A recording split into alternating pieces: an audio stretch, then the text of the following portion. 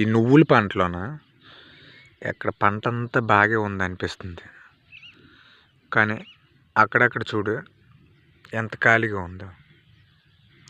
అంటే ఇక్కడ విత్తనాలు సరిగ్గా చల్లకపోవడం వల్ల ఇలా ఖాళీ ఏర్పడిందంటావా, లేదంటే చల్లినా అవి సరిగ్గా మొలకెత్తకపోవడం వల్ల అలా జరిగిందంటావా? సరే, ఇంకెక్కడ చూడు, ఇక్కడ నువ్వు మొక్క ఒకటి ఉంటే పక్కన పిచ్చి మొక్కలు ఎన్ని ఉన్నాయి చూడు. అంటే ఇన్ని పిచ్చి మొక్కలు అసలు ఎందుకు పుట్టాయో తెలిస్తే తర్వాత మళ్ళీ పుట్టకుండా చేయడానికి ఒక అవకాశం ఉంటుంది. అంటే పిచ్చి మొక్కలన్నీ పీకేయడానికి అప్పుడు గొప్ప తవ్వేవాళ్ళు, గొప్ప తవ్వి పిచ్చి మొక్కలన్నీ తీసేవాళ్ళు.